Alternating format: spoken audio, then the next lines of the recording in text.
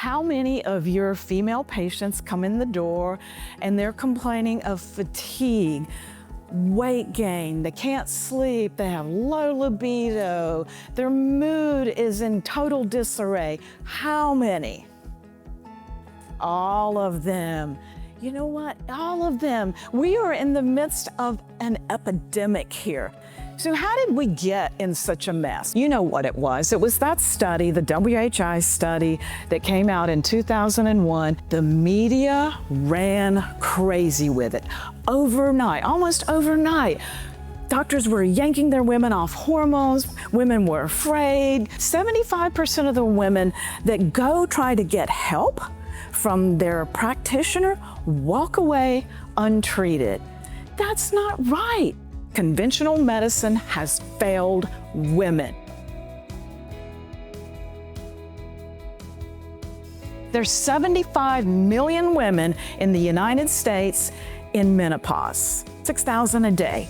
That's a lot of hormonal women, and you should be very afraid or just prepared. So with all of these women struggling with all of these symptoms, what has conventional medicine done to help them?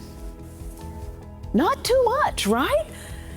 Too often it's been misinformation, fear, and abandonment, leaving them struggling without optimal hormone levels or normal hormone levels. Women that are just left with low hormone levels, they have an increased risk of osteoporosis and fractures. They have an increased risk of cardiovascular disease. They have an increased risk of cognitive decline, dementia, Alzheimer's.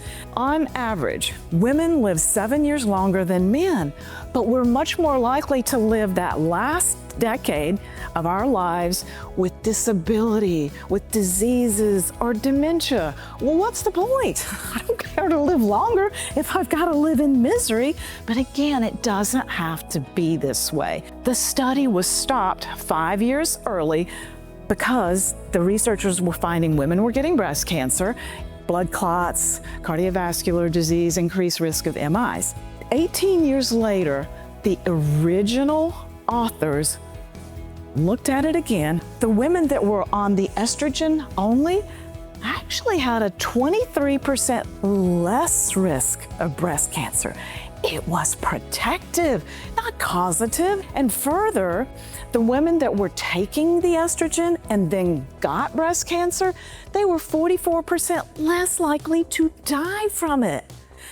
Listen to me. If you hear one thing from me today, estrogen does not cause breast cancer. Progesterone is very, very breast protective, not synthetic progestins like Provera, medroxyprogestin acetate. That's the only hormone that causes cancer. What I am talking about is the bioidentical hormone revolution. So let's just get on the same page about what bioidentical hormones actually are. They have the same exact molecular structure as the hormones our bodies make. Exactly. Your body can't tell if you made it or rubbed it on with a cream or had a pellet put in, patch, whatever.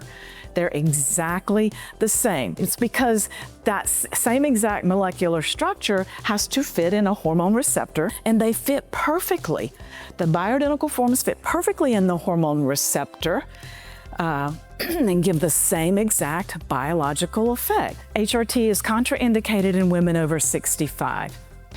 That one really bothers me. What if she walks into your office and she was told she couldn't have hormones by her, uninformed practitioner? Oh, too late, you missed out.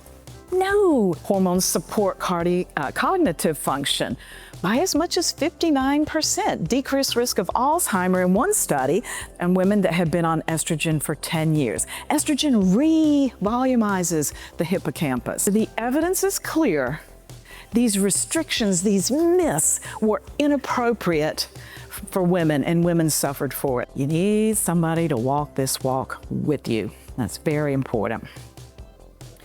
So I think that the providers that are really knowledgeable in bioidentical hormones and yes, testosterone replacement therapy, are really the heroes in this story. You're the ones that can help them. You can help these women that have been misled for far too long.